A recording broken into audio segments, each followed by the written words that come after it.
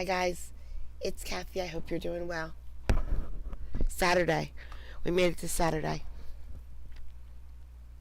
Eileen, they comment just to get replies. They say things like that just to get people to get riled up. And the more you reply to them, the more they comment. The more they're going to say bad stuff about Fleischer. I don't even... If you guys leave me comments on my videos on Court Vibes, there's this much chance I'll see them. Because, oh man, the comments are so bad. They're so mean. And they go as hard as they can. So I don't even go there anymore. I just pretend in my head that they're all great. They're just trolls, Eileen. They're just trolls. Alright. We're going to do Jersey today. Mota. Got a heart for everybody.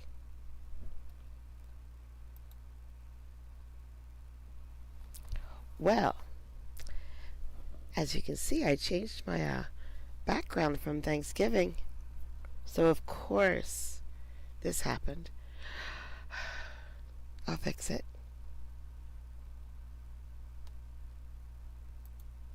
But first, New Jersey. My name is Harley Bright. I represent George Leonard. I asked the court was kind enough to provide me with a link for the public, which I emailed to the parents. So I don't know how they got this link, quite frankly.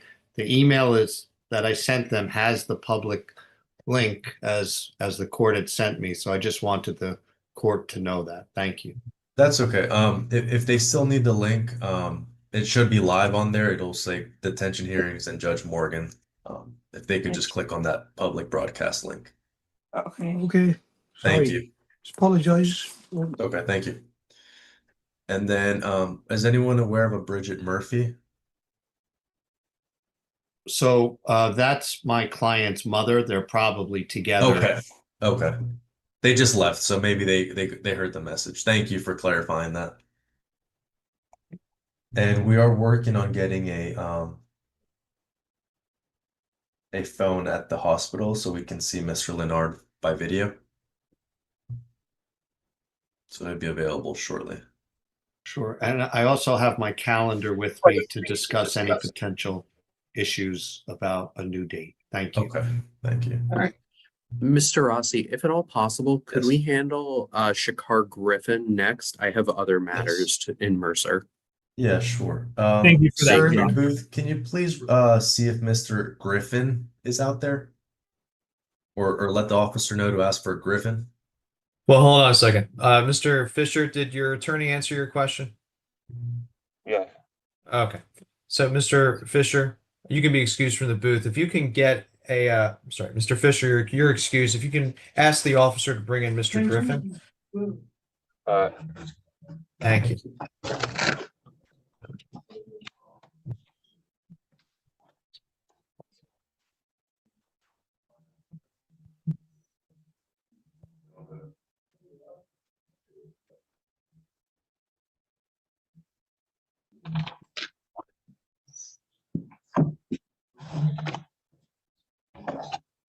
Good morning, Mr. Griffin.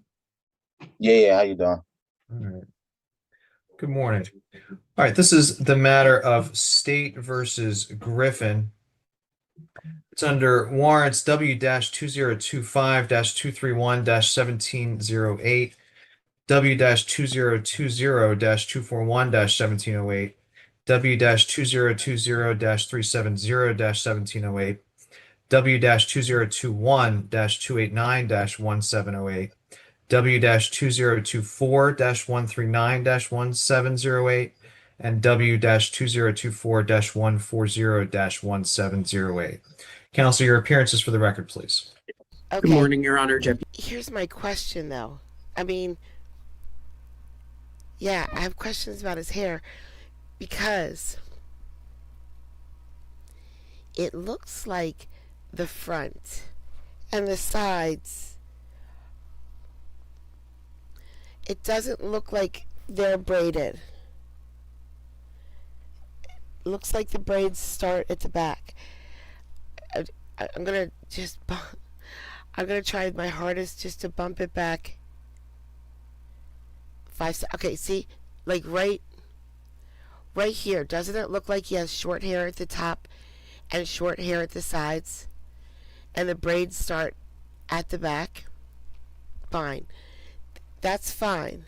Okay, but if that's true, he wouldn't have that many braids. He would have way fewer. He would only have a little circle. So how did he get that great big circle? And it's badass, and it's tricolored, or at least bicolored. Business, yeah. I just don't understand how he has that many back there. Like, if I take my front and sides and don't include them in the party, like, my ponytail is like so tiny. It's just a little thing. That's the part that confused me the most. On 708. Counsel, your appearances for the record, please. Good morning, Your Honor. Deputy Attorney General Steve Cutinaro appearing on behalf of the state with respect to complaint warrant W-2025-231-1708 and the detention motion. And good morning, Your Honor. Mariam Maroney on behalf of the state as they pertain to the revocation matters. Your Honor, just briefly, Mr. Griffin, did you speak to Miss Lenti? No, I have not. You haven't been able to get in contact with her? They said she was out. Her office said she was out, and I haven't been able to contact her yet. They said she was Alright. out on Election 6. My question is, do you want me to postpone this to Monday so you can see if over the weekend Yes. you can get it? Okay. Yes. Your Honor, this is postponed 2 days from Wednesday, and from my understanding, Miss Lenti entered her appearance in the revocation motions, and the client is representing that she plans on representing them for the newest case as well. I gave it 2 days to see if you could make sure to get in contact with her and try to, make sure that she's entering her appearance or not. He wants to go forward with private counsel, so I don't want to step on his toes, obviously, and force him to be represented by us if he wants to be represented by private counsel in all matters.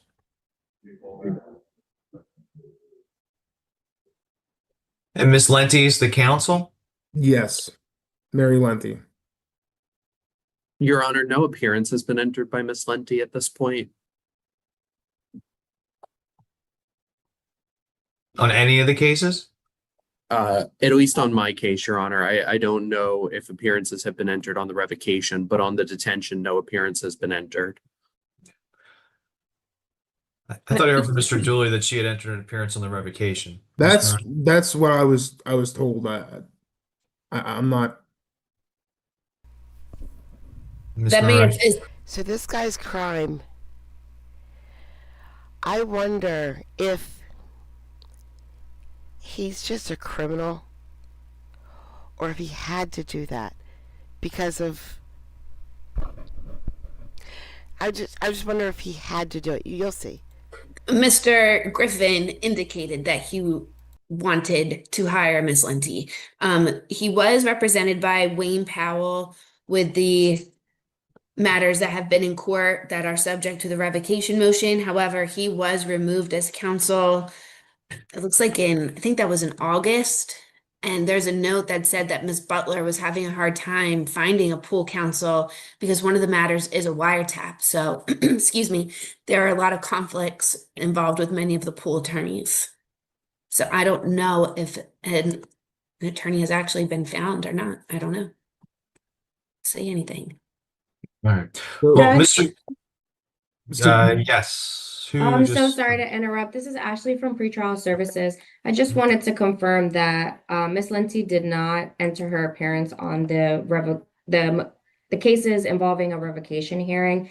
And I did speak with Ms. Butler yesterday, who stated that the Public Defender's Office, Mr. Dooley, would be prepared to step in for these cases should her appearance not be entered. okay. That's fine. I mean, I can go forward with the case. I don't have an issue with that. I just didn't want to step on Mr. Griffin's, toes. But again, I can do the detention hearing. All right. Any issue with the state proceeding with the detention hearing today with Mr. Dooley representing Mr. Griffin? No, Your Honor, the state's prepared to proceed. Ms. Maroney? No objection, Your Honor. Okay. All right. So, Mr. Dooley, you're entering your appearance on behalf of Mr. Griffin today? Yes, Your Honor. Cody Dooley for Chakar Griffin. All right. Thank you. So the state has filed a motion to detain Mr. Griffin, and there's also motions to revoke the terms of his or the conditions of his release. The state's prepared to proceed with both of these motions today? Yes, Judge. Yes, Judge. All right. And is defense prepared to proceed with the motion today? Mr. Dooley? Yes, Your Honor, I'm ready. Okay. All right. So, Mr. Griffin, this is your hearing for pretrial detention and to seek or determine whether the terms of your release should be revoked. Purpose of this hearing is to determine whether you should be released pending the resolution of your criminal case. You have certain rights. You have the right to be represented by counsel who is here today. You have the right to be present for this hearing. You have the right to testify, present witnesses, cross-examine witnesses, and proffer information. You also have the right to remain silent. Anything you say will be recorded and may be used against you in your case. You have the right to certain discovery. You may also be eligible for certain diversionary programs, such as pretrial intervention or recovery court, but you have to fill out paperwork to seek inclusion in those programs. So with regards to this matter, is there any stipulation with regards to probable cause? Your Honor, I ask the state be held to its burden. Right. So I'll hear from the state regarding what you'll be relying upon for probable cause. Thank you, Your Honor. The state offers the following exhibits to establish probable cause, as well as supporting the state's motion for pretrial detention. S1, complaint warrant W-2025-231-1708. S2, the PSA with a run date of November 14th, 2025 at 9:39 a.m. S3, an investigative report dated September 22nd, 2025. S4, an investigative report dated October 13th, 2025. And S5, an order releasing this defendant on level 3 plus home detention dated March 7th, 2025. Any objections to those exhibits being used and No, entered into evidence for purpose of this motion? no objection, Your Honor. S1 through S5 shall be moved into evidence for purposes of this hearing. So I'll hear from the state regarding probable cause. Thank you, Your Honor, and may it please the court. This case arises out of a party hosted on May 10th, 2025, celebrating the release from prison of Tyree Robinson, a documented member of 30 Gang/HBO, a gang known for violence and weapons possession, which has been involved in various homicides, shootings, and violent crimes throughout Salem. Approximately 150 individuals were at that party, between 20 and 30 of which were affiliated with 30 Gang. Some individuals, including this defendant, were conducting CDS transactions out of a white Jeep Grand Cherokee, while others were filming a music video and flashing guns at the camera. Again, this defendant was observed on the scene by police officers, and he was going in and out of that white Jeep. When police approached the party, the attendees fled the area, leaving behind several firearms.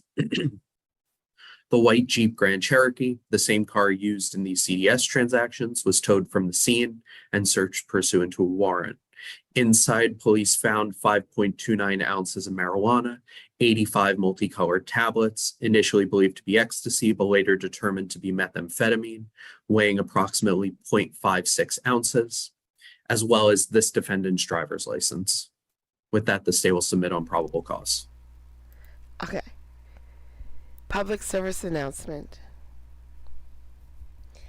If you're gonna have a big boatload of drugs, don't put your driver's license there.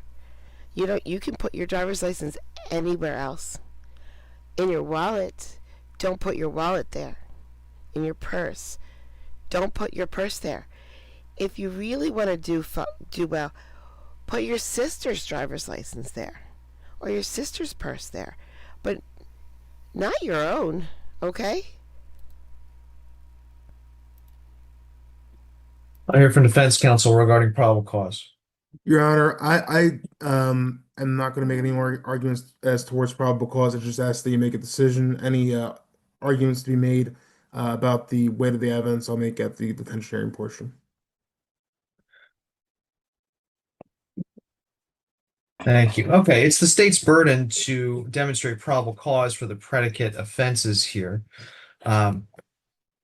Here, probable cause is an extremely low standard and only requires a well-grounded suspicion that an offense has been committed. Here, a defendant was charged with third-degree possession with intent to distribute CDS of 150 grams of marijuana, third-degree possession CDS of 85 methamphetamine pills, and second-degree possession with intent to distribute CDS.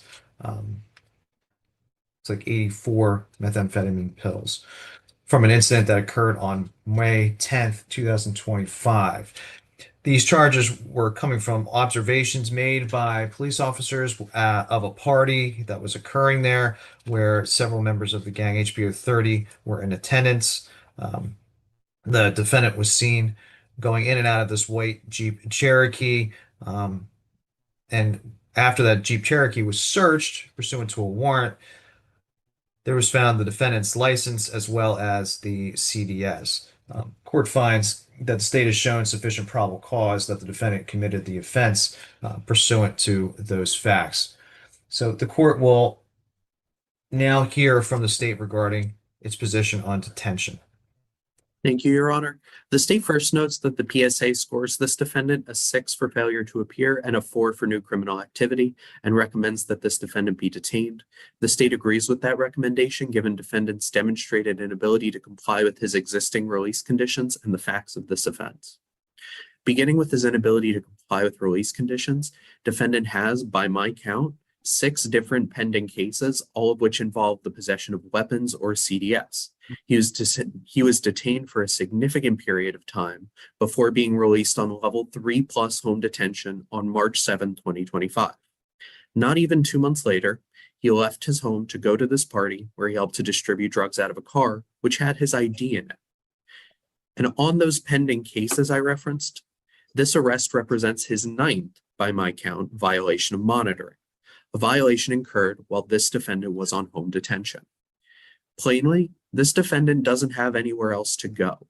It is clear at this point that there are no release conditions which will prevent this defendant from reoffending. Every single time he has been released, he has violated his monitoring conditions within weeks, and he has done so by committing serious offenses, 3 of which involve the illegal possession of a firearm. His inability to abide by conditions of release and this court's orders, as well as his inability to abide by the law, create a heightened risk of reoffense and a danger to the community that cannot be ignored, particularly so given the brazen nature of the current offense. While attending a party alongside 20 to 30 other members of 30 Gang, which was itself a violation of his home detention release conditions, defendant was seen going in and out of a car where CDS was actively being distributed. A car which, one can infer from his license found within it, he had driven to that party. At bare minimum, an inference can be drawn that he was actively distributing CDS in close proximity to a number of firearms which were actively being displayed by other members of 30 Gang. As this court is aware, the distribution of CDS in such close proximity to clearly loaded guns is extremely dangerous. Does that mean something? I didn't understand that part. The distribution of CDS, which I don't know what that is, near firearms? Is it like, I don't know, is explosive or something? But here's why I wonder if he had to do it. Like, he's in that gang. Clearly. Clearly he is a very dedicated member of that gang. So if they let him out, doesn't he have to sell drugs? Doesn't he? Or is he doing this? I know he's doing this. I'm not saying that, he's not responsible. Is he just, CDS. So what does that have to do with a firearm? CDS. I'm trying to figure out what the D stands for. No D.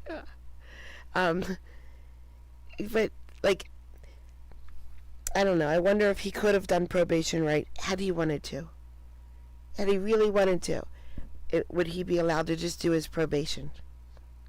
I would just also note that the weight of this evidence is extremely strong. Defendant was seen on the scene going in and out of that car.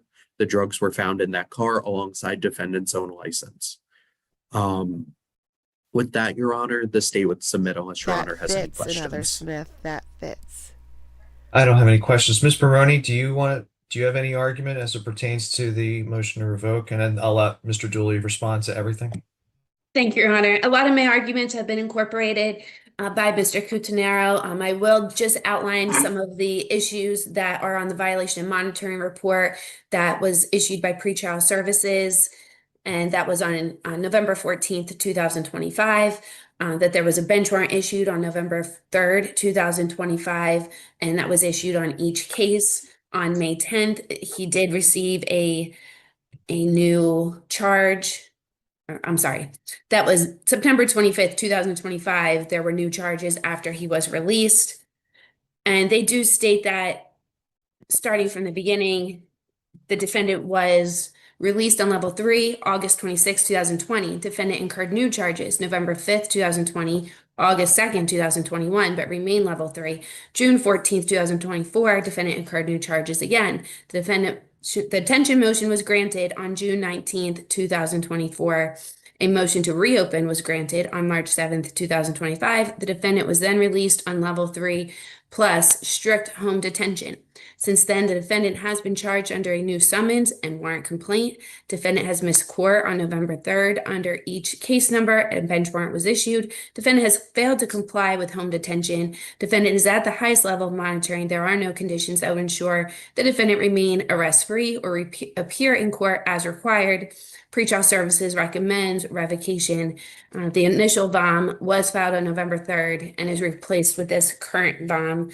And on March 28th, 2025 was one of the last revocation motions that the state filed. And it seemed like there was a back and forth between whether the defendant had a valid phone to make his appointments. And the judge did say that he would not entertain any more conversation about phone issues. And if there was any more, then he would revoke this defendant's release. And unless Your Honor has any further questions, the state will submit. Thank you. Mr. Dooley. Yes, Your Honor. To begin, Mr. Griffin is 24 years old. He lives in Carneys Point, New Jersey. He has family in the area, which ties to the community. Going to the actual PSA, he's a 6 for failure to appear and a 4 for new criminal activity. At this time, he currently has multiple pending charges. What I really want to go to is the weight of the evidence.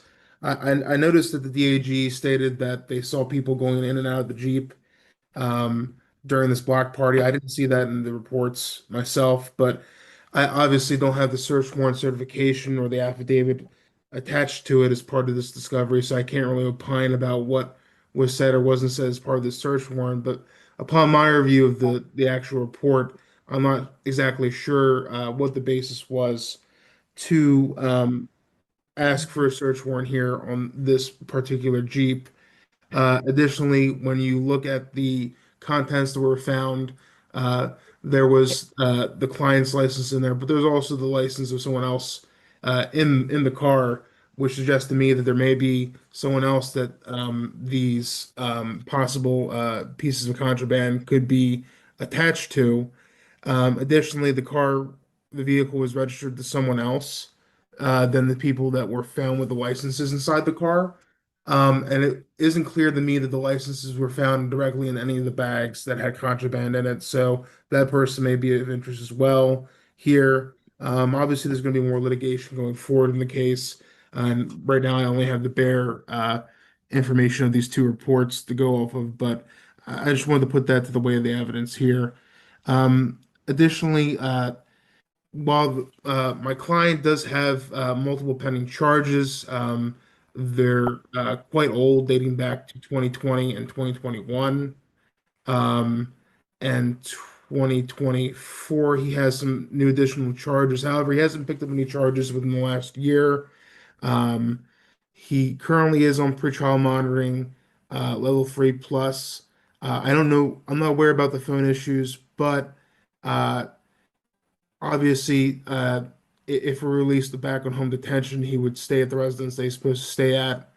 Um, and as to his failures to appear, I see one from 11/3/2025. I'm not really sure exactly what's going on there with that most recent failure to appear. Um, here, um, as to he's not on probation or parole at this time, has no juvenile adjudications, and his criminal history, essentially, he doesn't have any criminal history of current convictions. Essentially, everything that he has right now are pending charges, and he's innocent until proven guilty of those charges. He only has one DP, obstruction of a governmental function from 2022. Case now. All right. Which I believe is important to note here. And I believe that if we released on his level 3+ conditions, that the court could be assured on home detention that he wouldn't violate his conditions. And with that, Your Honor, I submit as both to this and the motion to revoke. Thank you. So before this court is a motion seeking to detain this defendant, as well as a motion seeking to revoke the terms of his prior release, which was a level 3+ home detention due to his acquiring new charges and for violating conditions of his release. NJSA 2A:162-24 provides that the state may seek to revoke a defendant's release if he violates a restraining order or a condition of his release. The state need only prove the violation of the condition by a preponderance of the evidence. Now, if new crimes occurred, the state only needs to show probable cause that the defendant has committed new crimes while on release. However, the state must also prove that the nature and severity of the new crime or the violation, in addition to all other circumstances, clearly and convincingly establishes that detention is appropriate. That's from State versus White.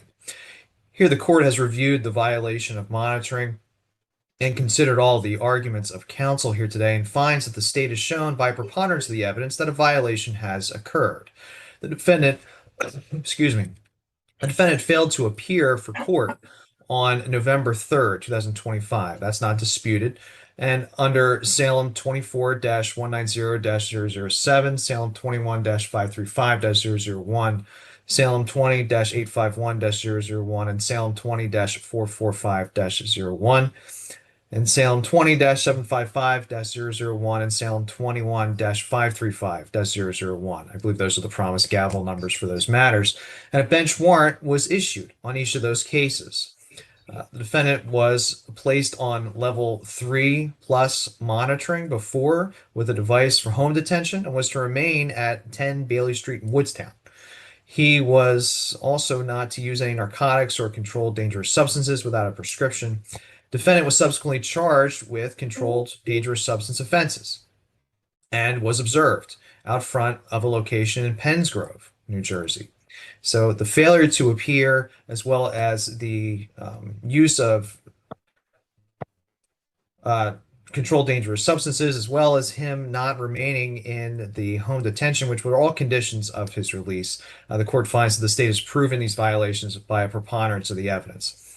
The defendant's conditions also barred him from obtaining any further criminal violations. As stated earlier, the state has provided probable cause to show that the defendant was charged under the present warrant with third-degree possession with intent to distribute CDS of marijuana, third-degree possession of CDS with the methamphetamine pills as well.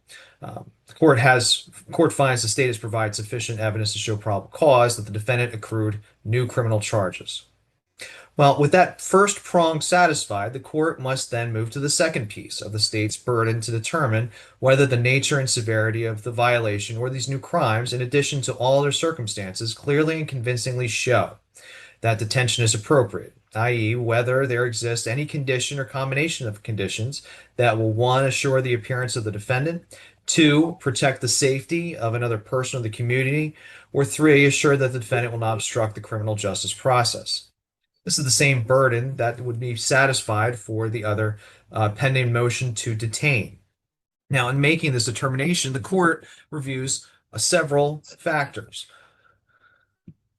Court looks at the nature and circumstances of the offenses that were charged. Here, as I heard from counsel before, on May 10th, 2025, there was surveillance that was able to observe multiple gang members, including the defendant, out front of this location in Penns Grove, New Jersey. There was a large party that was going on, as well as, I guess, incidentally, the shooting of a music video. And at this location, there was hand-to-hand narcotic transactions. Guns were also observed by many of the individuals at that party. It was determined that law enforcement would make an investigative approach, and while doing so, the large crowd began to disperse. The defendant was observed moving in and out of this 2021 white Jeep Grand Cherokee, where the drugs were later located following a search warrant of that vehicle, along with the defendant's driver's license. In total, there was approximately 5 ounces of marijuana, 85 tablets of methamphetamine with paraphernalia, including scales and small rubber bands. And the defendant was charged with the charges I've already cited onto the record already. Court also considers the weight of the evidence. Based off of what I've heard here today, I find the weight of the evidence to be fairly strong. I understand Mr. Dooley's argument that there was someone else who the car was registered to, and that there may have been other licenses there, but that doesn't take away from the fact that there was clear observations of the defendant going in and out of that vehicle, and that his license was found there, and he was seen doing these transactions. So the court finds, based off of the finding of the drugs in the vehicle where he was seen going in and out of, plus the observations of the officers, the court finds the weight of the evidence to be somewhat strong. The court also looks at the criminal history of the defendant. Here there's a PSA recommendation of no release due to an elevated score. He has an FTA score of 6 and an NCA score of 4. At the time of his arrest, he has 20 pending charges, which includes a number of weapons charges and drug offenses. The defendant has 1 prior conviction for a DP offense, but no prior convictions for indictable offenses. I believe he has 3 prior failures to appear within the last 2 years and 3 prior failures to appear that are older than 2 years. There's no sentences to incarceration of 14 days or more. But significantly, and this is really what Mr. Cudernaro's point was, defendant was on level 3+ pretrial monitoring for the 5 cases in Salem County at the time of his most recent offense, and violations of monitoring have been filed for his failure to comply with the conditions of that release. The court also looks at the characteristics of the defendant. This defendant is 24 years old, resides in Carneys Point, and does have some family in the area. Considering the nature of the risk to community and the risk to the obstruction of criminal justice as well, this court finds, taking into account all of these factors, that the state has shown by clear and convincing evidence that no set of conditions can be put in place to ensure defendant will appear for court, that these conditions can protect the public or prevent the obstruction of the criminal justice process. The state's motion seeking to detain and to revoke the terms of his release are hereby granted. The overriding fact of this case is that defendant has already been given several chances by being placed on level 3+ pretrial monitoring and has still failed to appear or failed to cease from reoffending. He's failed to comply with multiple conditions of his release. As such, the court finds the nature and severity of defendant's new actions, which I've already talked about, show that no conditions can be placed at this time. Defendant presents a flight risk in this court's opinion, given that defendant has a history of failing to appear. The defendant had a court appearance on November 3rd, 2025, and failed to appear, which required the issuance of multiple bench warrants. He has 3 failures to appear within the last 2 years and 3 that are older than that, which are all as recent as 2022 and 2023. The court has no reason to believe that if released again on 3+ pretrial monitoring, that he'll now show for his next court appearance. There's no history of that. The court also finds that defendant presents a risk to the community. Defendant has 20 pending charges at the time of his arrest, and he was told not to reoffend. I think he was released in March. It was in May, less than 2 months later, that he has now been found and charged with, he was found reoffending at that point. The defendant had failed to comply with this condition, has incurred new drug charges. Based on these facts, the court finds the defendant presents a very high risk of continued criminal conduct if released. Accordingly, the court finds that no combination of conditions will prevent defendant from reoffending. Court also doesn't find that defendant poses a risk of obstructing the criminal justice process, given that the evidence here was seized, and there's no really risk of evidence tampering. The court acknowledges, however, that defendant has alleged gang affiliations, and that may pose an obstacle to cooperation with law enforcement. However, there's no direct evidence in the record to indicate that that's likely, though. However, the court does find that there are clear concerns about him complying with his conditions, his flight risk, as well as his risk to the community of reoffending. For these reasons, the court will grant the state's motion and allow and follow the pretrial services recommendation of no release and order that defendant be detained.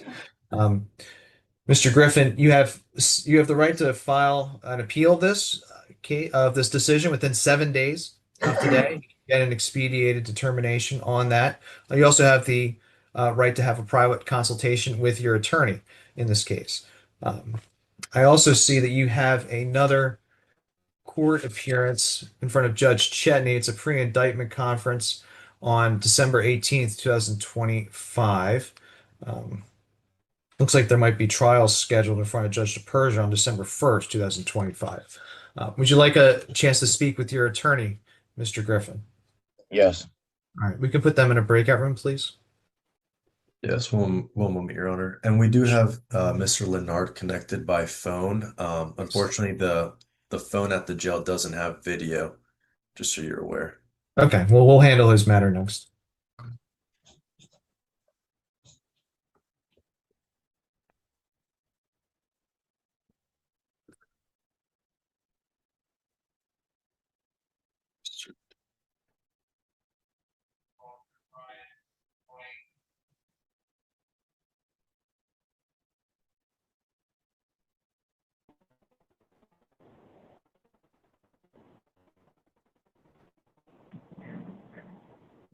Okay. And Mr. Lennard is connected by phone now, Your Honor. Okay.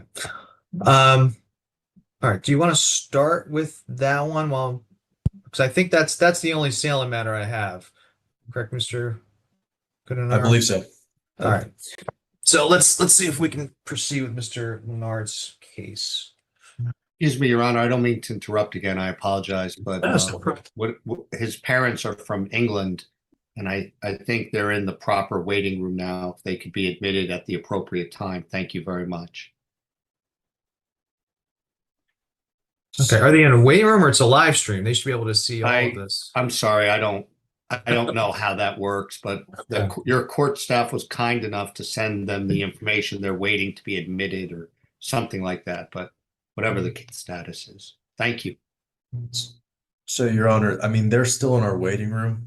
We typically don't allow the public in our waiting room, but given the circumstances, I'll leave it to your discretion. With this, we'll just have them. That's fine. Let's have, if they're not figuring out the live stream, just have them come in there. We'll mute them. Thank you. And then we can proceed with the case. Okay. All right. I just admitted them. It is Miss Murphy. I believe they're together, right, Mr. Bright? Yes, they should be Okay. together. They're husband and wife, and you can please keep them muted. That'd be wonderful. Yes, and they are muted. Thank you so much. I appreciate it, Your Honor. Thank you, Mr. Rossi. Judge, I think that concludes everything for Salem then. Yes, I think that should conclude that. As soon as Mr. Dooley comes back, I'll just excuse them. Judge, I have a matter in Salem. It's Mr. Norman, Marcus Norman. Gloucester matter. Oh, I'm That's a sorry. You're Gloucester right. matter. I apologize. I thought you meant the jail. Sorry. I could stay till Mr. Dooley returns. Sorry, Judge. It's up to your honor.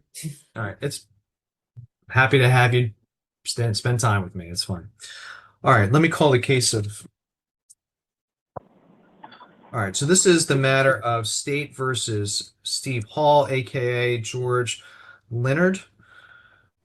It's under warrants W-2025-1400-0810, warrant W-2025-1410-0810 and warrant 2025-1449-0810. Counsel, your appearances for the record, please. Alec Gutierrez on behalf of the state. Good morning, Your Honor. My name is Harley Bright, Breite, and I represent Mr. Leonard. Thank you, All right, Zach. thank you. So the state has Thank you. filed a motion seeking to detain Mr. Leonard. I know that this was originally supposed to be heard earlier this week, and there was some, I guess, postponements requested by the state, and I think there was a one-day postponement by the defense. I think there was some conversation about how timing for this. So I'll hear from the state regarding that issue. Judge, counsel and I have had discussions about when to proceed with the detention motion in this matter, in particular because of the defendant's medical For condition today, at this those point in report- time and his ability to meaningful participate and understand the proceedings that are going on. So we had agreed to adjourn this matter by consent with an idea that counsel would provide a good return date for him. I understand he has some conflicts in the coming weeks, but under the circumstances, we both agree to that request, and I defer to Mr. Bright as to any additions to that conversation and also when a good return date would be. Mr. Bright. Yes, Judge, if I may, just a little bit of background to give the court some history. My client was in a car accident. He's been in a hospital. I have not been permitted to see my client in person. I have not been able to speak to my client. My client has not been able to speak to his parents, his wife, or anyone. So, one, fundamentally, it raises a problem on how I can adequately prepare for a detention hearing if I'm not permitted to even speak or see my client. Number two, the state, and I think the state agrees with that, we certainly don't want any issues post-detention hearing to rise. Secondly, I think the state also agrees with me that we certainly don't want any defendants appearing for a detention hearing while they're medicated. My client is scheduled for another surgery today or tomorrow. I'm assuming my client's still in the hospital right now as we speak. So there are manifold issues here surrounding perhaps all of the proper essentials of securing that the detention hearing meets all of the constitutional rights afforded to my client. I do have my calendar in front of me. If my client has surgery today or tomorrow, and I'm not even given that information as to when or what surgery to talk to my client. He may need some time to recover. I'm happy to do this next week. I know it's judicial conference week. I have my calendar here, and I'm unavailable December 5 through 12. Thank you. All right.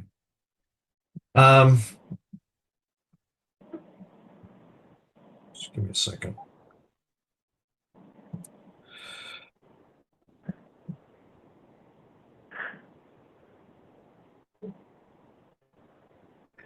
Gianmarco, when we were talking about this before, were we saying we were going to set a tentative date?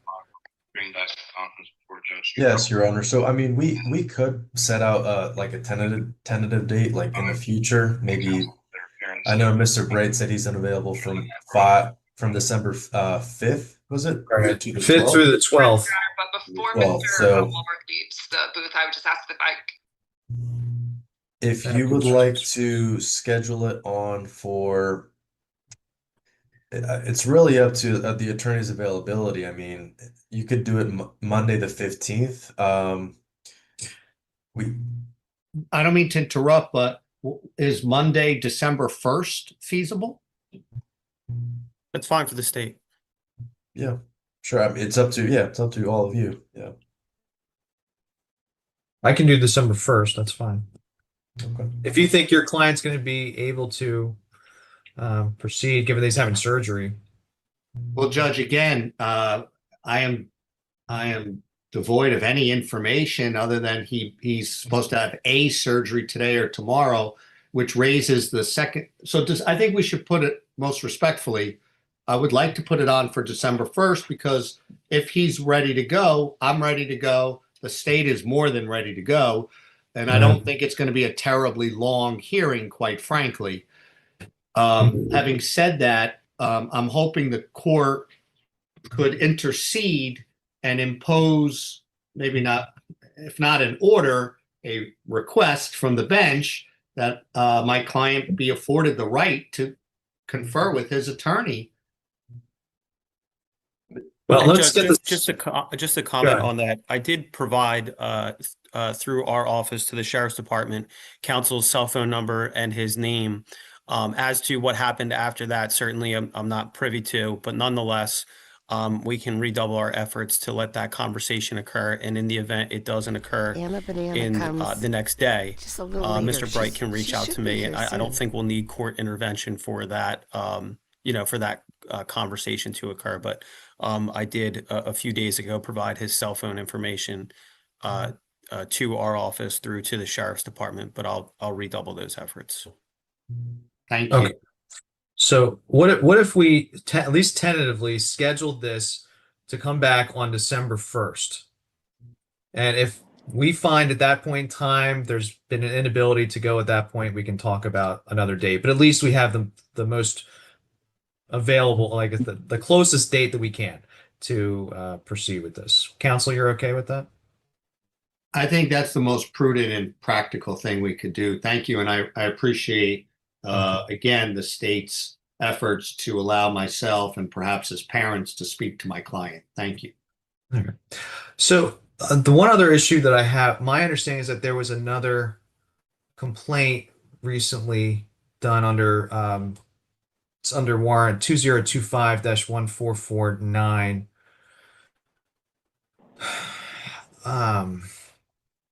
That I don't think he has had a first appearance on. So I was planning on giving a rights advisement today. Any objection to that, Mr. Bright? No, not at all, Judge. Okay. The new complaint arises from the same set of facts, so it's. Yeah. But I want to make sure we're doing everything procedurally proper. If there's no Thank you. objection to that, I can proceed. So, Mr. Leonard, can you hear me? Yep. Okay. All right. So, Mr. Leonard, you've been charged under warrant 2025-1449-0810 with 3 additional charges.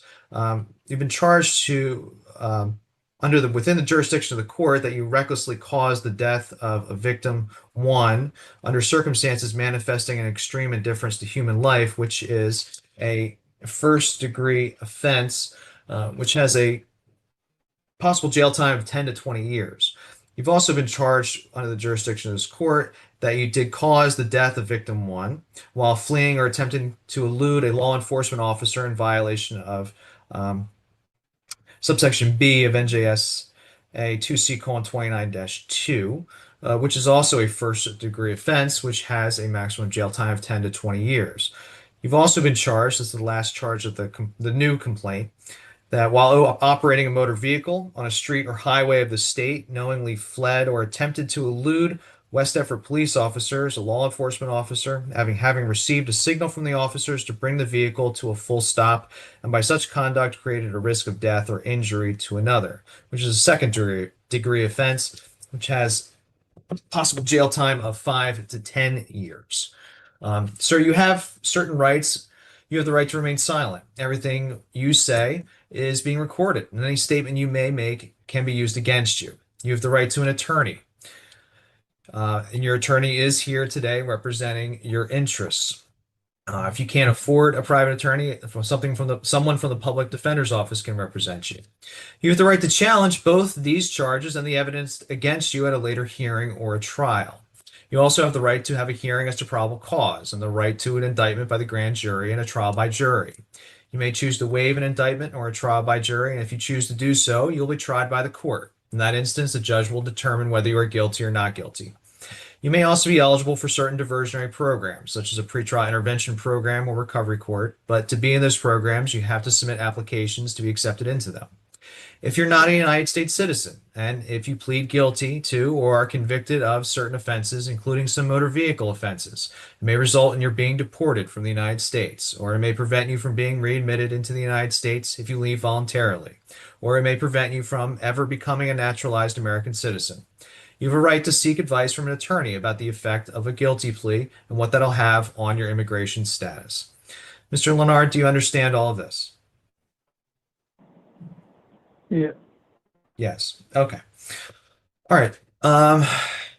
Gianmarco, anything else Yes. that I need to cover at this time? No, Your Honor, that covers everything. I did just want to,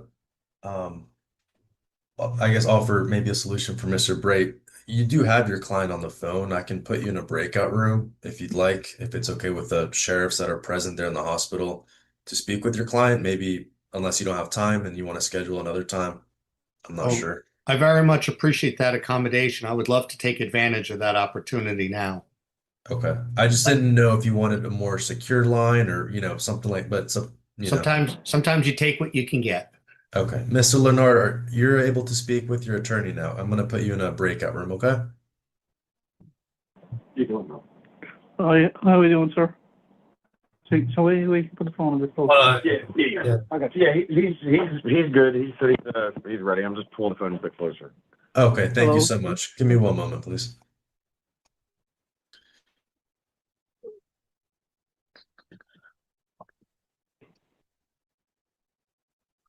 How are you? How Let are me you, just sir? let me just wait for them to go into a breakout room.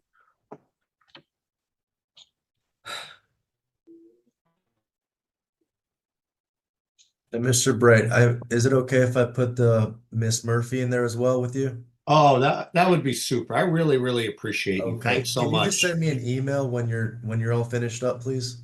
Absolutely. Thank you so Thank you. much. All right. Means a Thank you. lot. Thank you.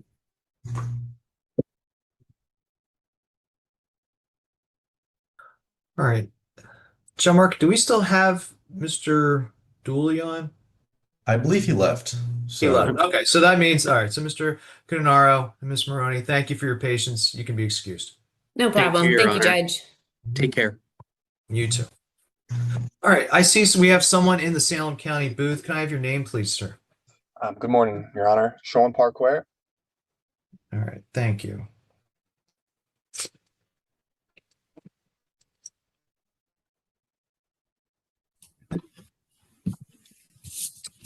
All right, this is the matter of State versus Parker. It's under warrant W-2025-1515-0802. Counsel, your appearances for the record, please. Alec Gutierrez on behalf of the state. Mario Samity on behalf of Sean Parker, Your Honor. Actually, Judge, I've been retained, and I'm sorry, sir. This is if I didn't get word to you. Oh, good morning, Mr. Thompson. Thank you for the update. No problem. You don't have to give word to him. They know when you're retained because you enter an appearance. It's not hard. Then he wouldn't just say things like he just said. Okay. All right, so Mr. Parker, this is your detention hearing to determine whether you should be released pending trial. Is the state prepared to proceed with the motion to detain, or is there an agreement between the parties? Judge, the state's position is that we would not be moving forward with the detention motion. We'd be releasing the defendant on level 3 monitoring with the condition that the defendant have no contact with the victim. No objection, Your Honor. All right, so is the state withdrawing their motion? Yes, Judge. So withdrawing the motion. You're asking for a level 3 pretrial monitoring with no contact with the victim. All other standard conditions apply as well? Yes, Judge. Okay. All right, Mr. Thompson, is that acceptable? It is, Your Honor. Okay. All right, so Mr. Parker, typically we'd be having a hearing today about your detention, but as you've heard from counsel, there's an agreement that you be released today on a level 3 pretrial monitoring. That means you have to have weekly reporting.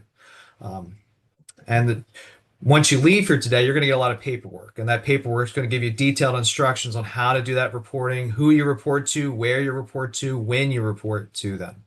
So it's a good thing to read all of that information. If you have any questions about it, you have an attorney here. You also have a phone number on there that you can call and say, I want to make sure I'm doing what I'm supposed to be doing.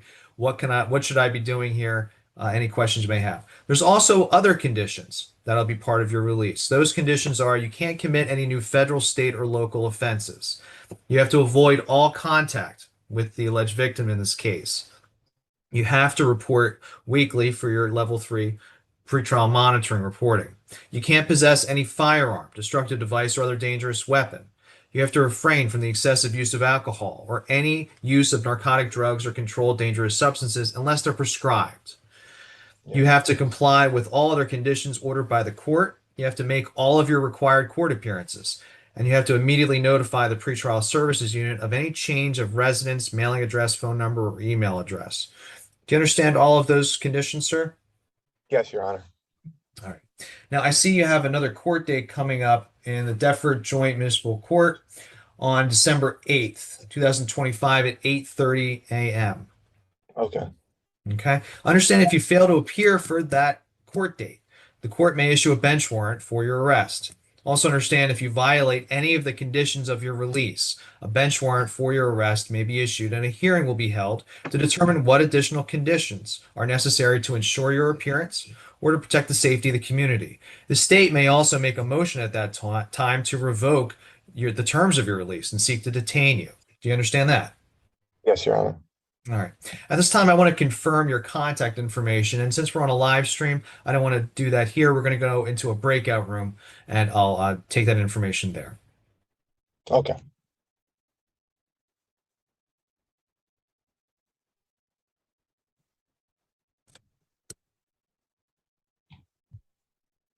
Your Honor, this is Officer Ayla from Pretrial Services. I'm looking to make the breakout rooms. However, we only have one right now. I'm just going to go in to room 1, let them know I have to close them to create another one. Is that so we only have one breakout room? Right now, give me just a moment. Your Honor, would it be acceptable for me to transmit that information to the court? What was that? You concluded? Well, let me try and do this. I want to get specific information, Mr. Thompson, if you can provide specific information. What I'm going to try and do is just generally ask Mr. Parker. I don't want to put it out there, but I'm just going to give you a general assign manual. And you tell me if I'm close, and Mr. Thompson give the more specific information later. The only reason I don't want to go into that breakout room is because I think Mr. Bright's talking to his client in that breakout room, and I don't want to disturb his ability to have that conversation. So, Mr. Parker, Cape May Courthouse, is that the town that you live in? Okay. Yes. And phone number, it ends in 0431? Yes. Okay. And I think we're going to do it. I'll save this one for next time. Sorry, Isaiah, did you just want to say something? Sorry about that. I thought I was muted. I was talking to John Marco. Okay. And Mr. Parker, your email address looks like it has, we'll say, your name plus NGC on it. Yes. I'm trying to be vague about this because we're on a live stream. So I'm doing my best. But Mr. Thompson, it sounds like we have the right information. If you can just email us with confirmed contact information, I would appreciate it. I'll do that. Since I don't want to go in the breakout room right now. All right, understand, Mr. Parker, you have an affirmative obligation to update the court if any of this information changes. A failure to update the court with this information is not a valid excuse for failing to appear at a future hearing or court reporting. Do you understand that? Yes, Your Honor. Okay. Is there anything further from the state? Nothing from the state. Thank you. Anything further from defense counsel, Mr. Thompson? No, Your Honor. Thank you. All right. Thank you, Mr. Parker. You can be excused from the booth. Mr. Thompson, Thank good you. seeing you. You can be excused as well. Thank you, Judge. Have a good one. Your Honor, I did want to clarify one thing. Yeah. I know when we did the postponement for Fisher, we had I mentioned that the 3 days out would be Monday, December 1st, but that was actually 2 days. 2 days. Yeah, I know, but that was actually incorrect. So 3 days out would still be Wednesday the 26th. The 25th, although it's Judicial College, it's It's not a still, holiday. it would count, it wouldn't count as like a court holiday. Still a business day. Okay, Yes, correct. that's fine. So So- they're going to use all 3 days to. So that being said, Mr. Gutierrez, did you want to use your 3 days or still bring it back on Tuesday's I fine. guess the 3 days is still fine, the 26th? I think it was Tuesday we were coming back, whatever date that is. No, there's nothing on Tuesday. Oh, there is nothing on Tuesday? Yeah, it's Monday So and there- Wednesday of next week. Oh, okay. Then let's do Monday. And then if defense counsel is still on for that matter, I did reach out to him and ask for him to send me the victim statement that he had mentioned. So if we could put it on for Monday, that makes more sense. Okay, thank you very much. So Yeah, actually, to be clear, so Fisher's going to be Monday. Okay. So that's really just a 1 day postponement. Okay, I see we have someone in the booth. Can I have your name, please? Marcus Norman. Okay. Thank you, Kelly. Thank you. Thank you. Good morning, Your Honor. That's my matter. Okay. All right, so this is the matter of State versus Norman. It's under warrant 2025-774-0811 and warrant W-2024-669-0811. Counsel, your appearances for the record, please. Alec Gutierrez on behalf of the state. And good morning, Your Honor. Thank you, David Suffren, Zucker, Steinberg, and Wickstead on behalf of Mr. Norman, who is appearing via Zoom. Thank you. So, Mr. Norman, this is your detention hearing to determine whether you should be released pending your trial. Is the state prepared to proceed with the motion to detain, or is there an agreement between the parties? Your Honor, the state's in a position to move to withdraw our application for pretrial detention and to release the defendant on level 3 monitoring on the standard conditions, but also on the condition that he have no contact with his co-defendants. And I will email those over to pretrial services. Okay. And that's fine. Okay, and that's an accurate representation, Mr. Suffren? It is, Your Honor. It is. I have cautioned Mr. Norman not to have contact with any of his co-defendants. Understood. All right, so Mr. Norman, typically we'd be having a hearing today, but as you've heard from counsel, there's an agreement that you be released today on level 3, pretrial monitoring. That requires weekly reporting. When you leave here today, you're going to receive a packet of information, and in there it's going to have a lot of information that you need to read. That's going to have details on where you need to report, when you need to report, and how you need to report. It's very important that Yes, you sir. read all that information, and if you have any questions about any of that, you have an attorney who you can ask, and you also have a phone number on there that you can call to ask. Now, you're also going to be released on a number of other conditions. Those conditions are as follows. You can't commit any new federal, state, or local offense.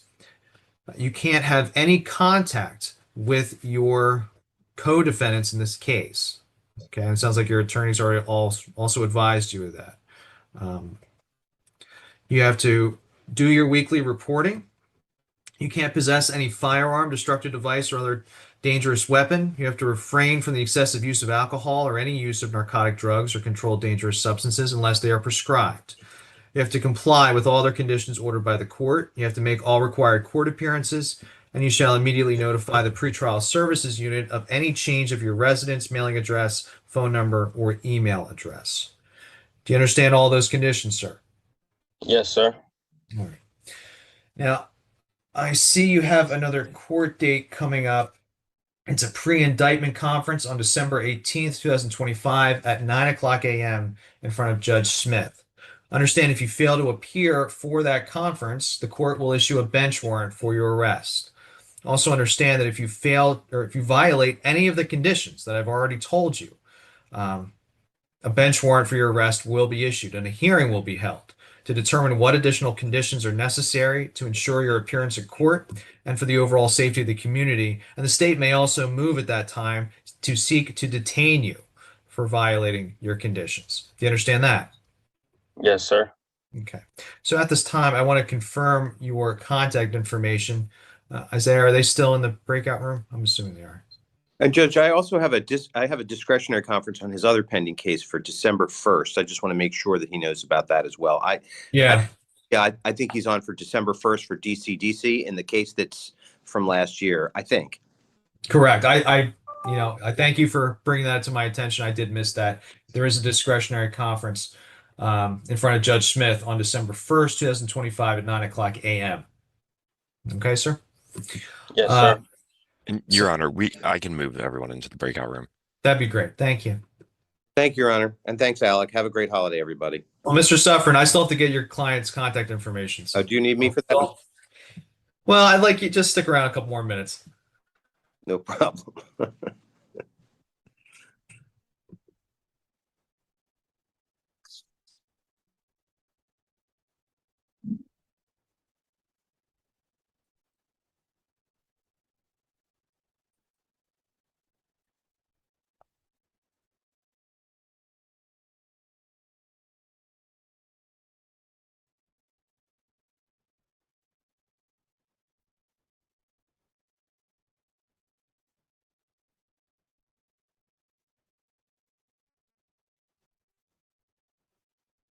Okay.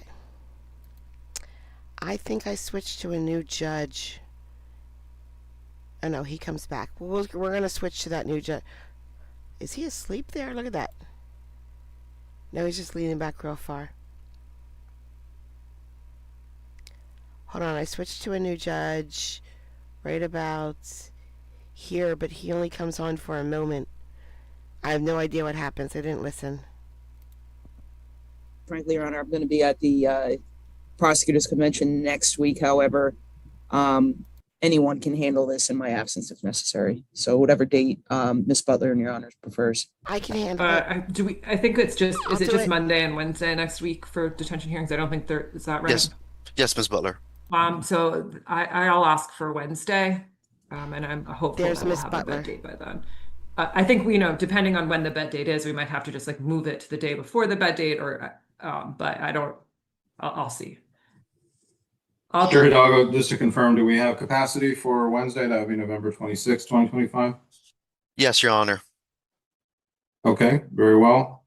Then it's fine with me. We can add it on for that day, November 26, 2025. Hopefully, council has the updates or information they need regarding the bed that they've been awaiting and whatever other issues, unfortunate though they may be, that were going on between their office and Maryville and Cumberland County Court, hopefully are no longer issues, and we can move forward and perhaps bring this matter to a resolution that way. So we'll adjourn this matter for today's purposes, then have it come back on November 26th, and we can see where we are at that point. Okay. Thank you, Ms. Briggs Burns. You're excused. Thank you, Your Honor. Thank you, Your Honor. Thank you. Thank you, Judge. All right, you're welcome. I believe we have one more matter of that. Hey, Walter. Yeah. Can I go? You got one more here, go ahead. Go. Okay. Good morning. Good morning. This is Mr. Farnham. Yes, sir. Okay, we're on the record at this time in the matter of the state of New Jersey versus Justin S. Farnham under warrant 2025-714-0613. This matter comes before the court on the prosecution's motion for pretrial detention. For this matter, we are in a virtual courtroom via the internet on a Zoom platform with simultaneous audio and video feeds, and through that Zoom platform, this matter is being recorded. Counsel, you can place your appearances on the record at this time. Thank you, may it please the court. Assistant Prosecutor Robert Pauls on behalf of the state of New Jersey. Good morning, Your Honor. Genevieve Lamont on behalf of Justin Farnham under the supervision of Meg Butler. Meg Butler. Thank you. With respect to this matter, is the state ready to proceed? State is ready to proceed, Your Honor. Thank you. Is defense ready to proceed? Defense is ready to proceed, Your Honor. Very well. Mr. Farnham, I'm going to take a moment to explain to you your rights with respect to this proceeding. You do have the right to be present at this hearing, which I'll note you have been since the beginning. You also have the right to be represented by counsel. Ms. Lamont and Ms. Butler from the Public Defender's Office are appearing on your behalf at this time. You have the right to discovery in this matter, but that is limited to just those items necessary for today's hearing, and this hearing itself is not to be used as a discovery tool. You do have the right to testify and present any witnesses on your behalf to testify, as well as to question or cross-examine any witnesses that the state may present. You don't have to say anything, and I would urge you to listen to the instructions of your attorney if you do choose to testify. Anything you say today can't be used against you as to the issue of guilt, but it can be used against you for other purposes such as impeachment. Meaning, if you testify differently today than you do at a future proceeding, if you are found to have not testified truthfully, or if you, in the event that you're released, if you commit another offense or you fail to appear for a future court proceeding, what you do say can be used against you for those purposes, but not as to the issue of guilt that is both today or in any future proceeding related to this case. This is not the trial. We're not going to present all of the evidence and get into all of the issues. This hearing is just limited to the issue of whether further detention is necessary at this time. Do you understand all of those rights, sir? Yes, sir. Yes, Your Honor. Sorry. Thank you. In this matter, the court has had the opportunity to review the complaint warrant, preliminary law enforcement incident report, probable cause affidavit, and there was a public safety assessment generated in this matter on November 18th, 2025 at 9:35 a.m. And this application that's before the court at this time. With that, we can turn to the state as to the issue of probable cause. Okay. Your Honor, before proceeding on probable cause, there are 4 documents that I want to move into evidence. Exhibit S1, the warrant complaint ending in 0714, dated 11/17/2025. Exhibit S2, the PSA associated with the aforementioned warrant complaint dated November 17th, 2025.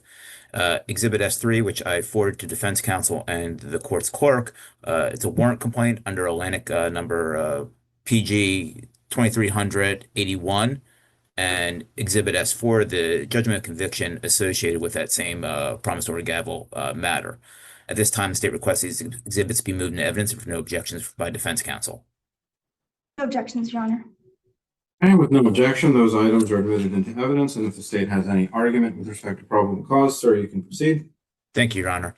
In regards to probable cause, on November 17th, 2025, New Jersey State Police troopers in the Port North Station were dispatched to a certain location in Morris River Township in Cumberland County regarding the domestic dispute.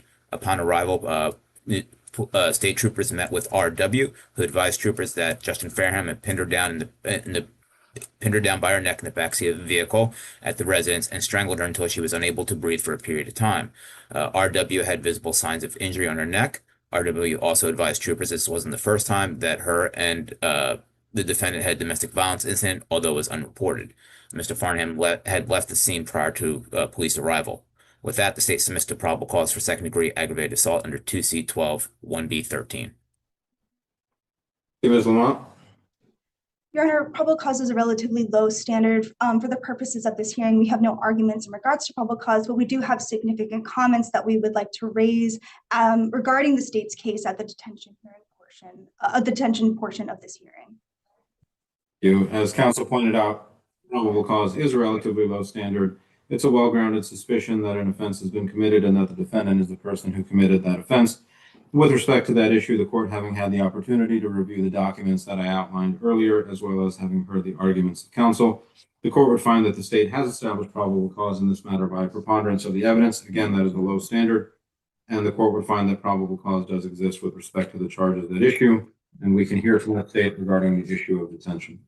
Thank you. In regards to detention, the defendant's PSA score is a 5.4 with no release recommended.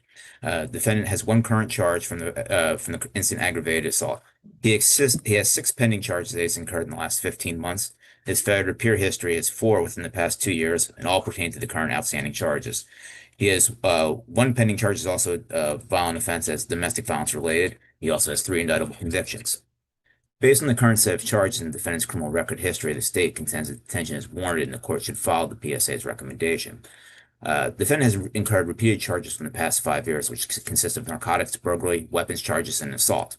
His 2023 judgment conviction includes a global resolution of 3 separate incidents occurring in 2021, 22, and 23, for which he was sentenced to 2 years probation. Particularly concerned to the state is the 2023 weapons offense, which originated from an incident that was described in the warrant complaint as a defendant break into another house and attacking the resident with a club and a taser. The impetus for this, according to the complaint, was that his girlfriend was staying at the victim's residence who initially went there to get away from the defendant due to another domestic incident in Philadelphia. Notwithstanding the circumstance of that incident, the state emphasized that he has incurred a DV charge in January 25, and now this is a current domestic violence incident. The state contends he is not totally suited for any pretrial service, nor should the court expect him to follow any court orders. As part of his 2023 judgment conviction, which was issued in May 23, the defendant was sentenced to probation. Obviously, the requirements of probation to avoid new charges to remain drug-free. However, between May of 23 and May of 25, the defendant picked up 2 narcotic offenses in August 24 and a DV simple assault in January 25. Given the defendant could not avoid arrest and remain a law-abiding citizen during probation, which should be a sufficient deterrent to the defendant, it is unlikely that pretrial services here in Cumberland County would be a deterrent to the defendant now. Accordingly, the state maintains that there's clear and convincing evidence that the PSA's recommendation is no release should be followed, that no release conditions would reasonably assure the 3 goals of the CJRA, which are the defendant's appearance in court, the safety of the community or victims, and the integrity of the criminal justice process. It is the state's position that there are no monetary, non-monetary combination conditions that can ensure the defendant's compliance with pretrial services and safety of the community of the victims. Therefore, the state respectfully requests the court to follow the recommendation of the PSA. Thank you, Your Honor. Thank you. Mr. Leonor, I see you rejoined the call. If you can hear me, was there something that you needed, sir? Mr. Leonor?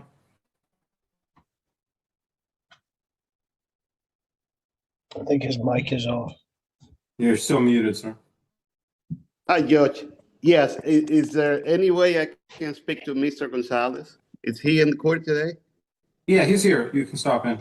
It's about the Monday hearing coming up. Okay. Yeah, he's here. You can stop in. Oh, okay. Thank you. Thank you. All right. Thank you. Ms. Lamont, with respect to detention. Yes, Your Honor. First, I would just like to object to state's use of or mention of the underlying allegations of why the 2021 charge happened, specifically in that he the underlying reason why Mr. Farnham was there was that there was a beating, there was alleged violence with his girlfriend. That was never a conviction. That was never an allegation. There, in terms of even what was he was convicted on was possession of a weapon, possession of CDS, and a burglary. There was no violent charges. There was no assault included either of the alleged victim in that sense or the girlfriend, who is not named in that complaint. And so in terms of what Your Honor, what this court is permitted to consider in terms and weighing detention, because this was never a conviction, because it does not even appear that this was a charge, we would ask that you give this absolutely no weight, and that it is merely just a sentence in a complaint that is generated in 2023 that has no basis that can be considered in Your Honor, which to the point of Mr. Farnham's record, there is no violent convictions.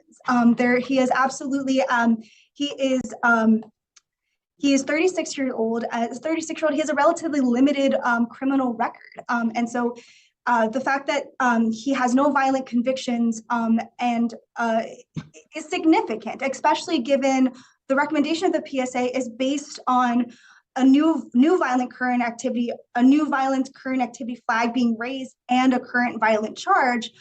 Your Honor, with the NCVA flag being raised, the current charge is being double counted against him, because while he has pending charges and this is a current violent charge,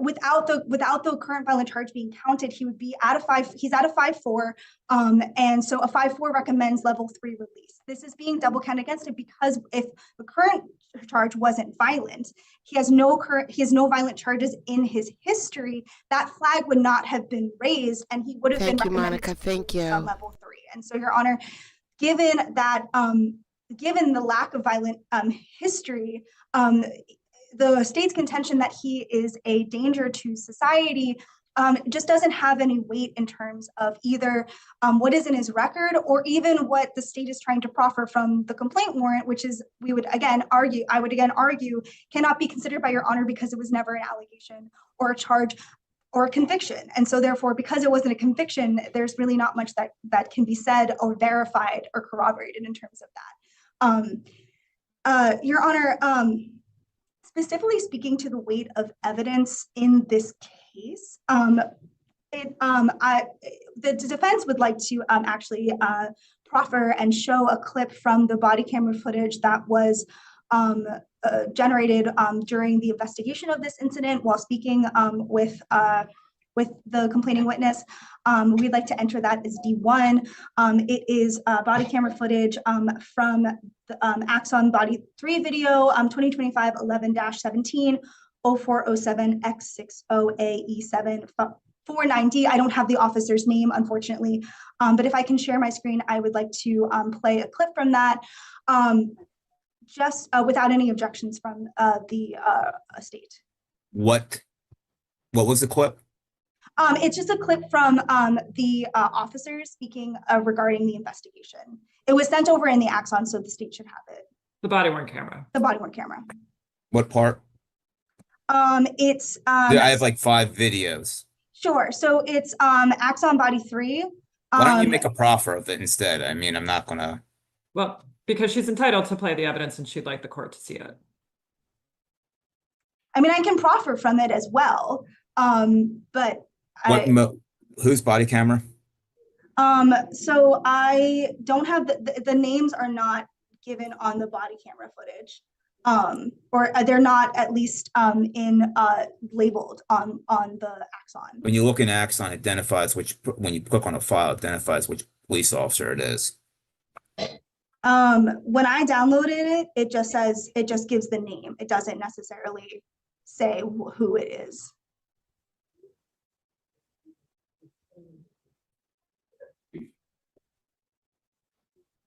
Yeah, it just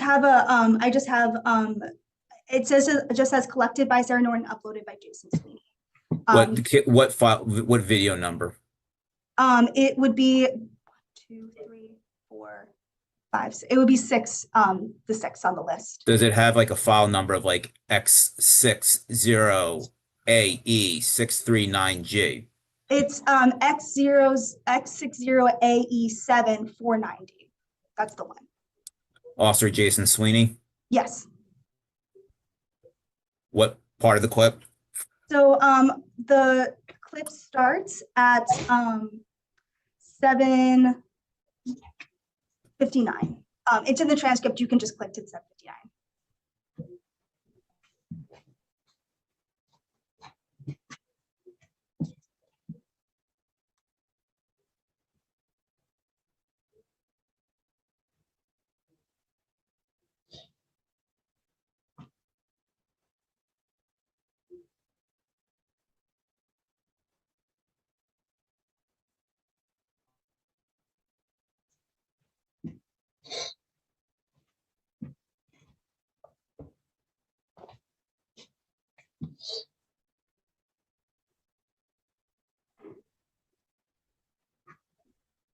Share with the class, Judge. Okay. Okay. No objections from state. It's investigatory conclusions, but what? Is everyone able to see my screen? Not yet. We can see your screen, and that's all that matters. Press play. Okay. Are you able to see it?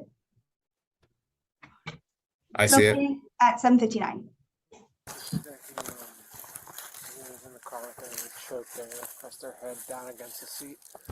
You know what? I do have an objection. Does it look like she was Stop for a second. like trying? I think this is I couldn't necessarily. Here's a question that I have.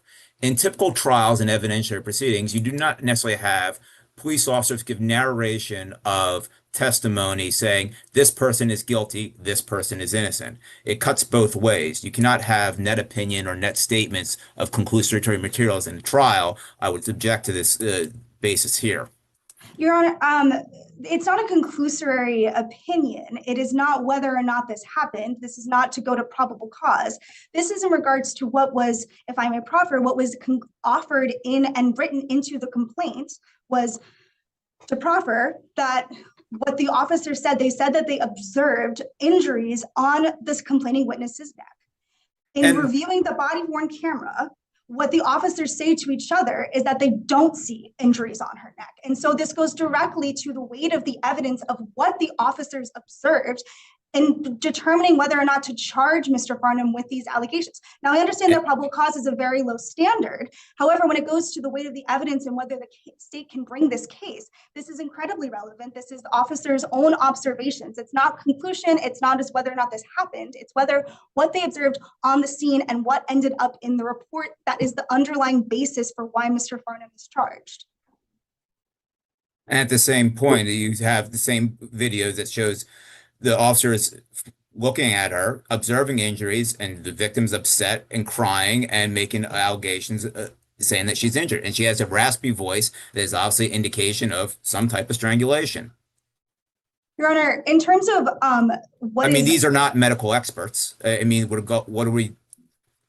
No, Your Honor, they're not medical experts. I understand that. However, they are the ones who are making the determination of whether to put Mr. Farnham under for this allegation. And if at the initial investigation, they're saying to one another that they don't observe injuries on each other, then that goes to the weight of the evidence. And that would, I would assume, come out in litigation and in trial in terms of what they observed at that time. What did they see? What led them to believe? I understand for purposes of probable cause that it is quite low, that her allegation is enough. But in terms of what ended up in the report, what they themselves are saying is that there's evidence of their own statement that directly contradicts what they're putting in the complaint report. Oh, Your Honor, we can't hear you.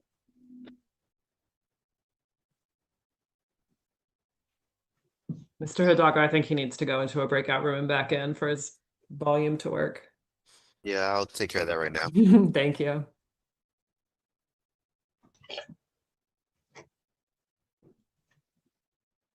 I don't know if I can speak. No, Raspy voice- don't, Mr. Farnham. Let us do this, okay? I apologize. It's okay. Hear me? Yes. Sorry about that. What I was trying to say is that for purposes of this hearing, I mean, I've observed this, what's been played so far. I'll overrule the objection for now.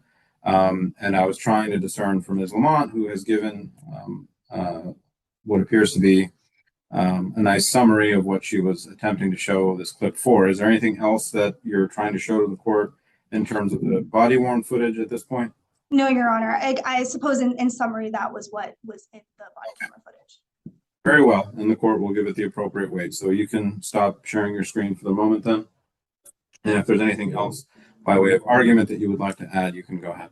Yes, Your Honor. So in terms of, again, just the weight of the evidence in terms of what they observed versus what was in the complaint report, there are significant, we would submit concerns and issues with this case moving forward. Additionally, in terms of Mr. Farnham's failure to appear history, the score of 5 we would submit is relatively inflated. He only has 4 failures to appear. All of those were issued on summons. He's not on pretrial monitoring. And so, Your Honor, there are conditions, at least 3 levels of conditions that can be imposed on Mr. Farnham to ensure that he is appearing for court, that he's notified of when he is supposed to come to court, and that he complies and does do so. And so, because Mr. Farnham never received the benefit of pretrial monitoring, the CJR statute does direct courts to consider what other conditions that are less than detention can be imposed to ensure that that statute, that tenet or goal of the CJR statute is achieved. And so we would submit that, given that he's never been on pretrial monitoring, that these are the 3 that there are 3 levels of reporting that can be imposed on him to ensure he is being notified of when he has court and that he is coming to court. Additionally, Your Honor, just to reiterate, he has no violent convictions.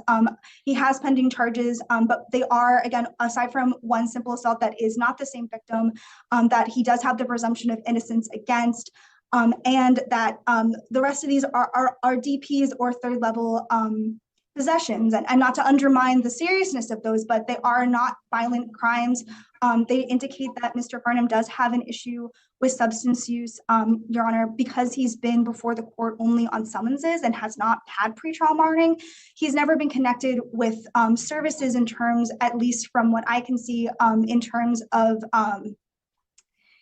support for our office to connect him with services and get him the support that he perhaps requires so that he is not before your court, he's not picking up these new charges, and that he complies. Again, Your Honor, just by way of personal background, he is employed. He works as an electrician. He's been in South Jersey for his whole life. He lives with his son and his father. He does have an alternative address as well. It's my understanding that this complaining witness does live with him and his father. And so if she would be wanting to stay in that address, he has an alternate address that he can go to so that there isn't contact between the two. They don't share children. So there's also no concern really for the court that there would be a reason that there would have to be communication between the two. So there is an ability for him to stay separate from this individual and comply with court orders to not have contact with the individual, to not seek out this individual or speak with this individual. Again, he has no, when I can see, he has no temporary restraining orders in his PSA. But again, there's nothing in his record that would indicate that he could not comply with a restraining order or an order from this court to stay away from the complaining witness and to ensure that there is no contact as these charges are being resolved. He has children, Your Honor, that he provides for in the area. He has a 13-year-old and he is a graduate from Mainland Regional High School. So Your Honor, just given that he has family support in the area, that he has stable housing, he has an alternative address that he can go to, there's no children shared between him and the complaining witness, so they don't have to be in contact with each other given a shared child, and that there are significant issues in terms of, at least I would submit, the investigation and what was observed on the complaining witness that led to these allegations, as well as his relatively limited history and the fact that he wasn't on pretrial monitoring for these for these charges. I would ask that you deviate from the PSA and impose the appropriate conditions on him and release him with those appropriate conditions. Thank you. Anything else from the state? Just one thing, Your Honor. I will note, like, in response to defense counsel's objection to the consideration of the judgment of conviction, the judgment of conviction was for unlawful possession of weapons, which were a taser and a wooden club. You're not possession of by nature of logic. I understand there's a checkbox with the PSA. The nature of the logic is you're having that taser and club for unlawful purposes to obviously use against other people, which is the nature of what he pled guilty to under that judgment of conviction. With that, I think it's still relevant to considering the personality and the disposition of Mr. Furnham. With that, the state submits. Thank you. This matter is again before the court. The prosecution's motion for pretrial detention. In this matter, there is a rebuttable presumption of release. However, to rebut that presumption, the state has to establish by clear and convincing evidence that no amount of monetary bail, non-monetary conditions of pretrial release, or some combination of those two would reasonably assure our three statutory goals, those being assuring the defendant's appearance in court when required, assuring the protection of the safety of any other person, including the alleged victim or of the community, and assuring that the defendant will not obstruct or attempt to obstruct the criminal justice process. The court has to base its decision today on a number of factors, those being the nature and circumstances of the offenses charged, the weight of the evidence against the defendant in this matter as proffered by the state, the history and characteristics of the defendant, as well as the criminal history as reflected in the public safety assessment. That indicates to the court that wish you could do that with the defendant humans. scores 5 in the category of failure to appear, 4 in the category of new criminal activity. There is a new violent criminal activity flag and no recommendation of release, as well as this, and for that reason, as well as this current violent charge, which Ms. Lamont has argued is being doubly counted against her client. I suppose the counter to that argument is that the system is actually working as it's intended, in that this was a new violent charge and that flag was raised, and the current charge is also violent in nature. However, that perhaps is, looks like our Polycom is working. Stand by for just a minute. I didn't want it to interrupt us further. All right. I do note that the defendant's age at the time of the most recent arrest was 36. There is one other violent charge, it appears, that the court can glean from the public safety assessment, and 4 failures to appear in the last 2 years, none older than 2 years, and no periods of incarceration more than 14 days. The question then turns on whether there is some conditions that can be imposed on this defendant short of continued incarceration that would ensure our 3 statutory goals.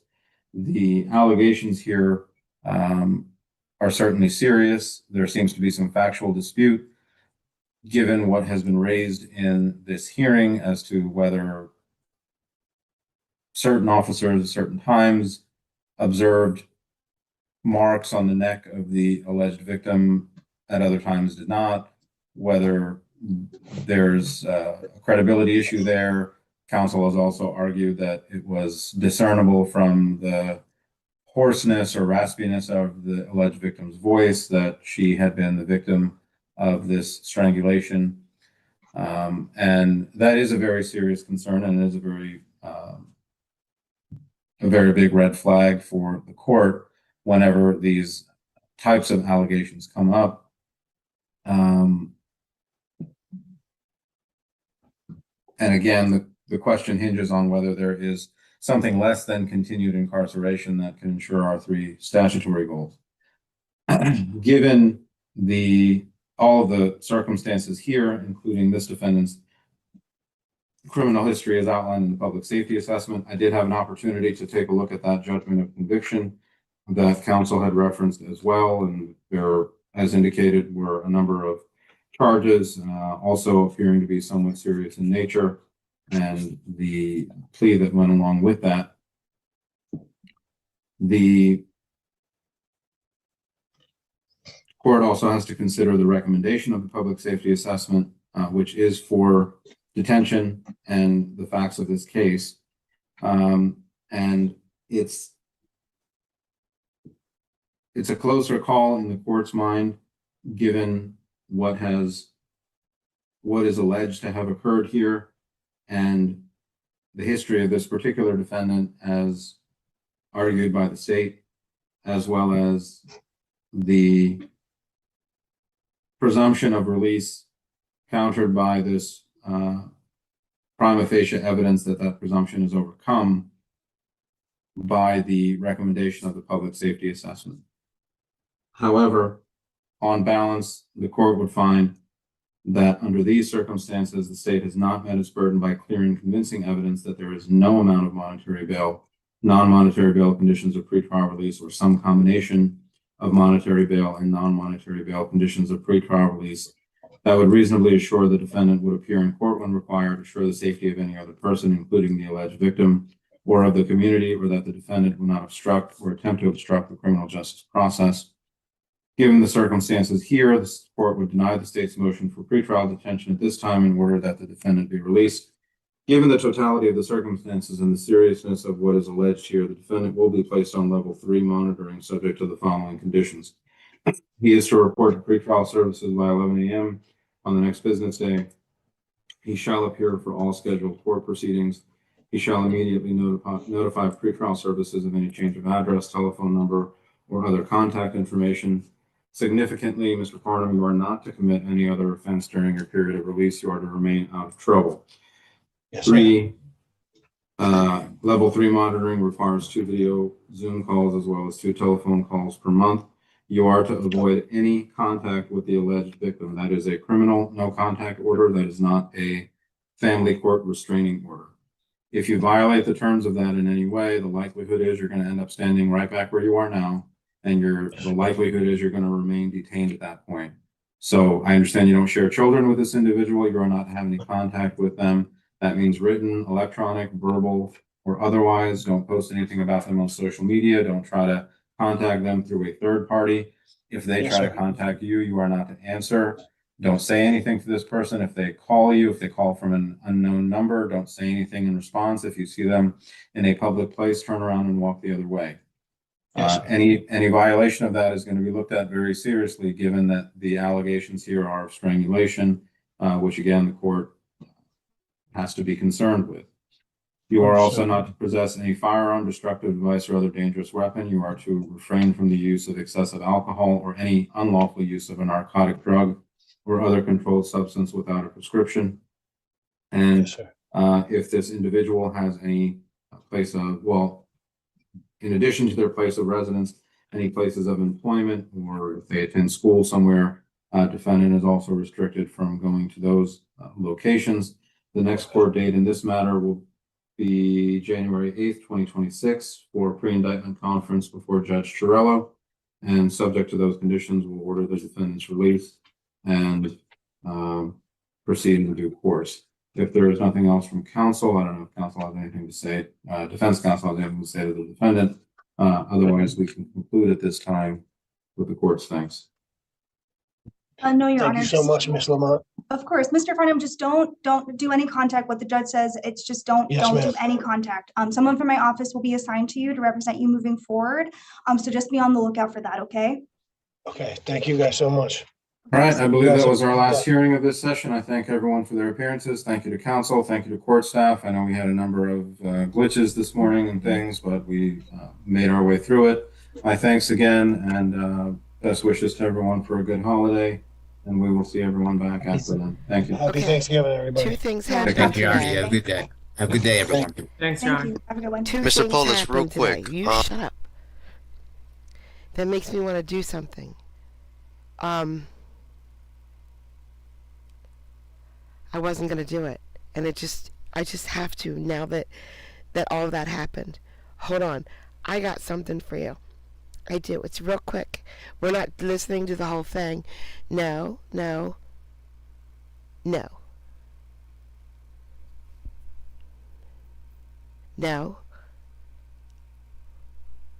It has to be this. I'm going to show you a piece of one of my members only clips. And I'm going to tell you what the two things were that happened that are making me do this. So they were talking about the first judge, oh come on, was talking about Miss Butler. And switch accounts. Miss Butler is one of the lawyers in Judge Kahn's courtroom in Colorado, in Edgewater.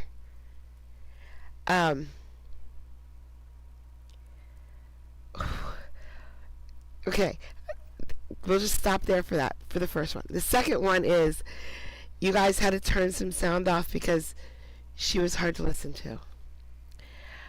I'm going to show you a piece of one of my members only clips. This was from a while ago. And why I did this to my members, I don't know, because it's so rude. It's just so rude. Don't do this to your members. Come on. Come on, YouTube. Give me my filter. There it is. This might have been 3 years ago. It wasn't 3 years ago, but... Okay. Oh, no, this was just 2 years ago.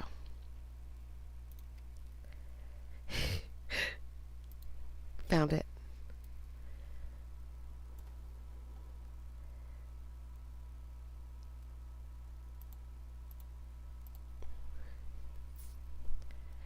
This is Miss Butler.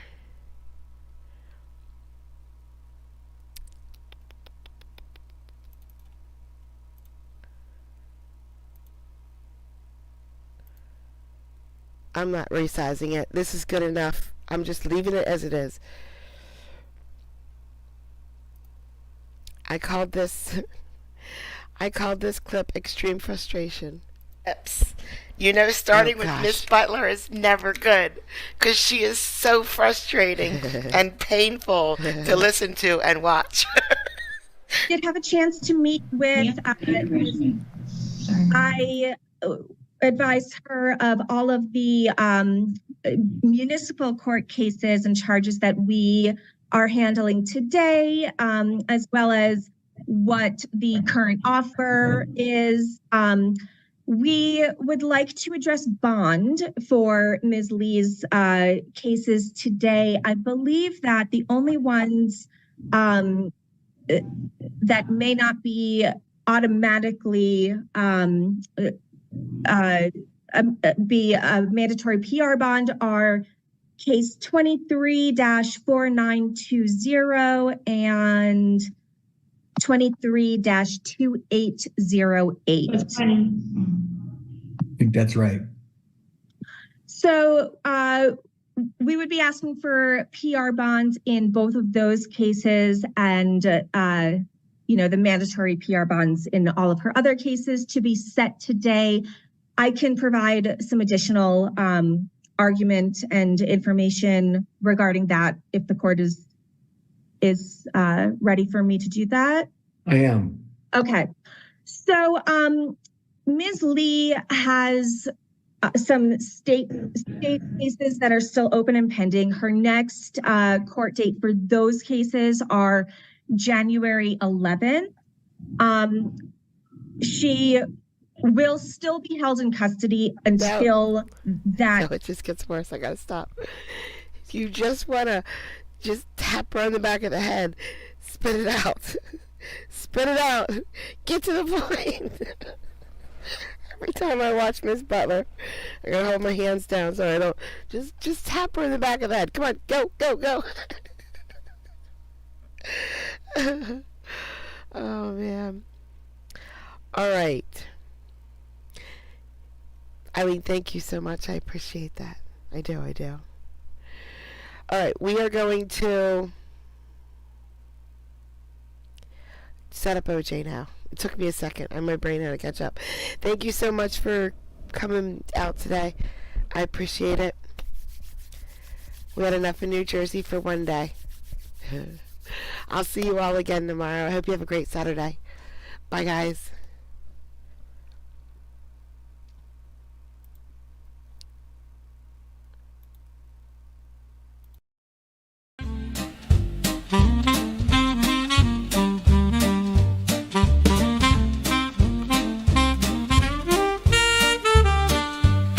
Well, I thought I'd write a happy song.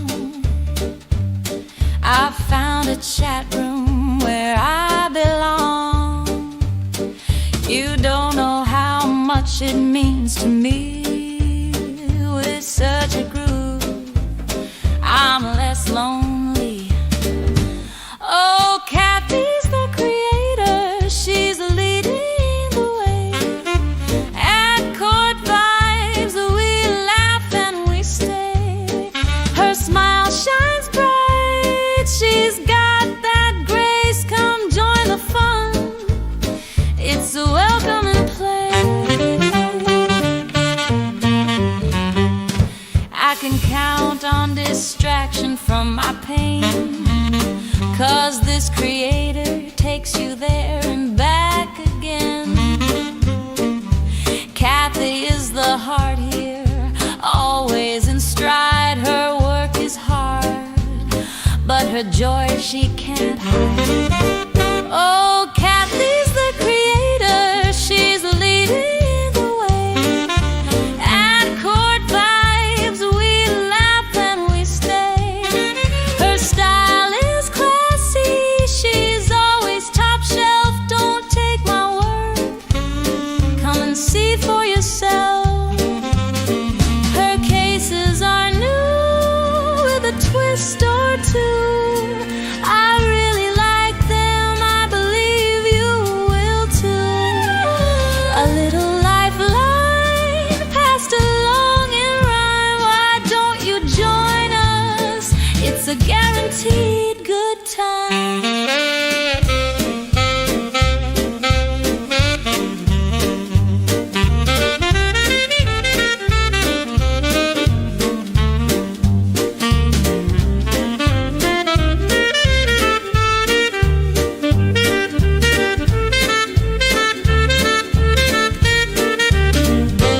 Oh, Kathy's the creator. She's leading the way. At Court Vibes, we laugh and we stay. Her smile shines bright. She's got that grace. Come join the fun. It's a welcome